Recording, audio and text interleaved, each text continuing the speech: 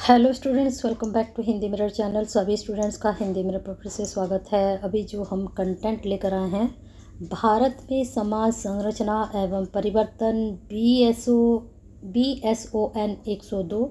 और ये कंटेंट जो है BA सेकेंड सेम के जो स्टूडेंट्स हैं उत्तराखंड ओपन यूनिवर्सिटी के, उनके लिए लेकर आए हैं। और यहाँ पर जो हम आपको करवाने वाले हैं आज बाय बुक, आपको इम्पोर्टेंट क्वेश्चंस बताने वाले हैं, साथ में किन टॉपिक से आपके क्वेश्चंस बनेंगे एग्ज़ाम के पॉइंट ऑफ व्यू से, वो आपको सभी कुछ इस वीडियो में समझाएंगे।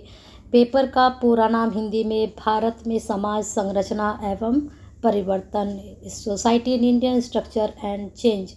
तो यहाँ पर हमने समझना है कि जो हमारे अभी एग्ज़ाम चल रहे हैं, जो कि 19 से शुरू हो चुके थे, अभी BSO 102 भी रह चुका है और 121 भी अभी रह रहा है।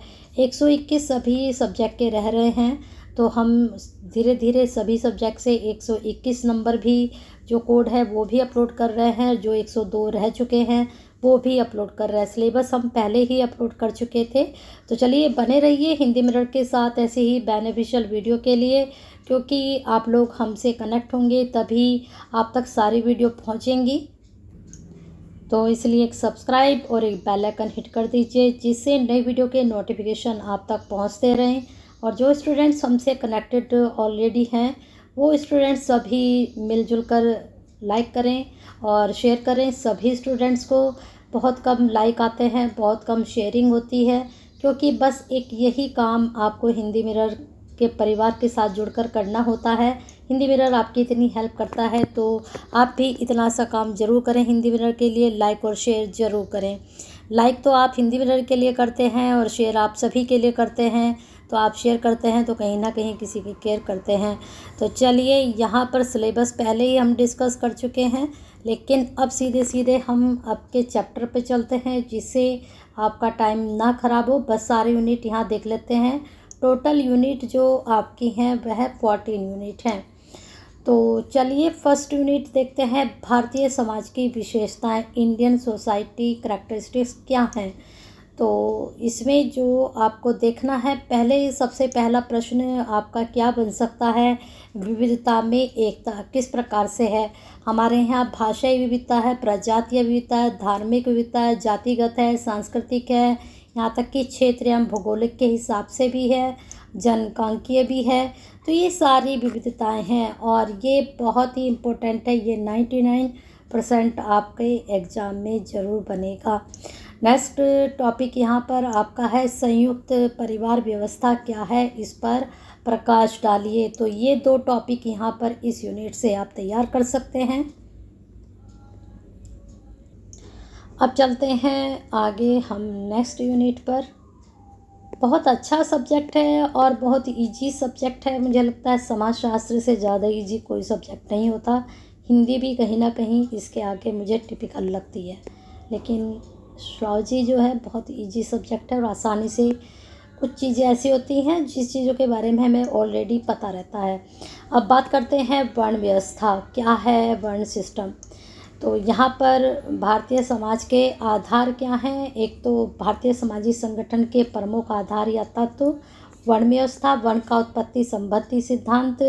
लेकिन यहाँ पर जो आपसे पूछा जाएगा, भारतीय समाजी संगठन के प्रमुख आधार या तत्व क्या हैं, और साथ में भारतीय समाजी संगठन में वर्ण व्यवस्था का क्या महत्व है, ये ना पूछा जाए, लेकिन आपसे तत्व जरूर पूछे जाएंगे।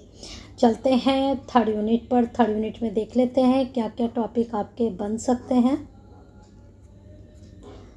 काफ़ी स्टूडेंट्स कह रहे हैं कि नहीं ये भी इजी नहीं है, काफ़ी हार्ड है। तो बहुत वैसे हम अगर कहते हैं कि जब तक किसी काम को ना करा जाए वो तभी तक कठिन होता है, जब हम करने पे आते हैं तो हर काम आसान हो जाता है। अब बात करते हैं थर्ड यूनिट की, आश्रम व्यवस्था क्या है, आश्रम सिस्टम। आश्रम सिस्टम में इम्पोर्टेंट है, 99% यहाँ से क्वेश्चन जरूर निकलेंगे। आश्रम का अर्थ एवं परिभाषा, आश्रम व्यवस्था का अभिप्राय क्या है, और आश्रम व्यवस्था के कितने प्रकार हैं, जिसमें आपके 4 प्रकार हैं, ब्रह्मचर्य आश्रम, गृहस्थ आश्रम, वानप्रस्थ आश्रम और संन्यास आश्रम। बहुत इम्पोर्टेंट ये आपका टॉपिक है और यहाँ से प्रश्न आपके ज़रूर बनेंगे।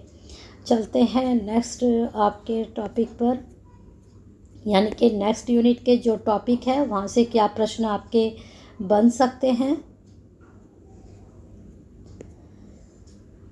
ये आपकी थर्ड यूनिट थी, फोर्थ यूनिट आपकी आने वाली है। अब आ चुकी है आपकी फोर्थ यूनिट। देखते हैं फोर्थ यूनिट में क्या आपसे पूछा जा सकता है।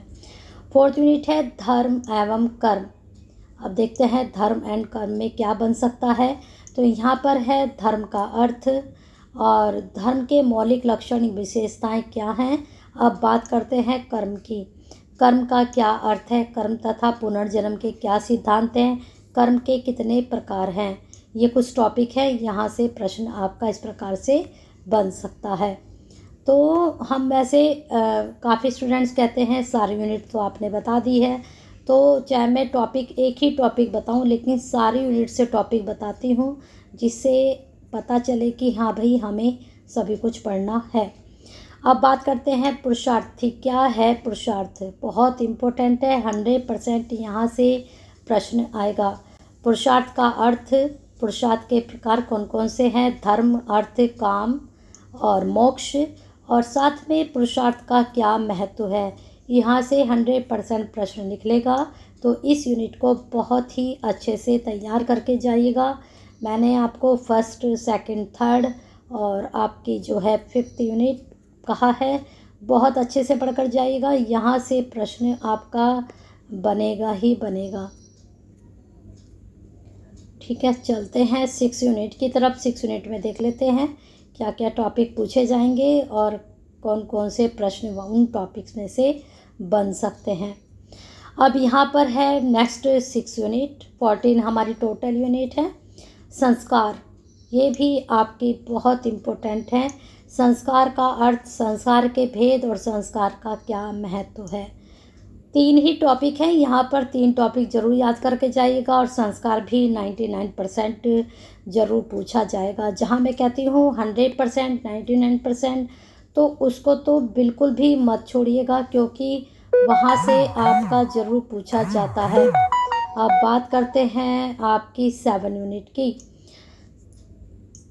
भारत में विविधता में एकता, इम्पोर्टेंट है, देख लेते हैं क्या टॉपिक है। वहाँ पर भी ये फर्स्ट यूनिट में था। अगर आप फर्स्ट यूनिट भी अच्छे से तैयार करके जाते हैं तो मुझे लगता है 7 यूनिट आराम से आपकी निकल जाएगी, क्योंकि यहाँ पर सेम ही चीज़ें हैं। ठीक है, लेकिन कुछ चीज़ें यहाँ पर नीचे अलग हैं। ये है आपका टॉपिक, नहीं वही है, सेम है। थोड़ा बहुत जो टॉपिक इसमें अलग होंगे 7 यूनिट में, उनको आप जो हैं कर जा सकते हैं। चलिए अब 7 यूनिट के बाद हम देख लेते हैं आपकी 8 यूनिट। 8 यूनिट में क्या पूछा जाएगा। 7 यूनिट ख़त्म हो चुकी है, अब आते हैं 8 यूनिट पर। बहुत इम्पोर्टेंट है ये वाली यूनिट। यहाँ पर भी आप 100% करके जाइएगा, 99 मत करिएगा, 100% करिएगा। विवाह का अर्थ यहीं से पता चल जाएगा। उद्देश्य, प्रकार एवं सिद्धांत, सारे टॉपिक इम्पोर्टेंट है। एक बार को आप सिद्धांत मत करिएगा, लेकिन अर्थ, उद्देश्य और प्रकार ज़रूर करके जाइएगा। ठीक है, तो ये 8 यूनिट है ये आपकी। 8 यूनिट के बाद अब चलते हैं 9 यूनिट के बाद। 9 यूनिट में देख लेते हैं क्या क्या पूछा जाएगा। और यहाँ पर 14 यूनिट हमने पहले ही बता दिया था कि 14 यूनिट हैं। देख लेते हैं, यहाँ पर 8 यूनिट ख़त्म हो चुकी, अब आ चुके हैं आपकी 9 यूनिट पर। बहुत इम्पोर्टेंट है, 99% इसको भी ज़रूर करके जाइएगा। परिवार, अर्थ, विशेषताएं एवं प्रकार, जहाँ 100 और 99 है वो आपकी मैंने भी 5 से 6 यूनिट बता चुकी हूँ।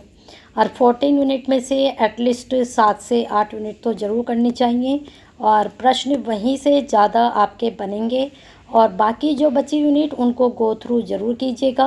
और जो यूनिट आपको हिंदी मिरर की तरफ से बताई जाती है कि 100% और 99% इसको करिए, लेकिन उसके अलावा अगर आपको लगता है कि ये टॉपिक इम्पोर्टेंट है और ये आ सकता है, तो उसको भी आप ज़रूर करके जाइएगा।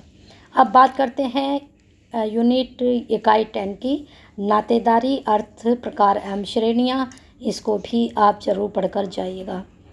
ठीक है, और मुझे लगता है बहुत इजी टॉपिक है। इनको आप एक बार भी पढ़ेंगे तो आराम से, अब नातेदारी रिश्तेदारी सभी को पता है, बस एक बार आपको हमें सोशलॉजी की दृष्टि से उसको पढ़कर जाना है ना।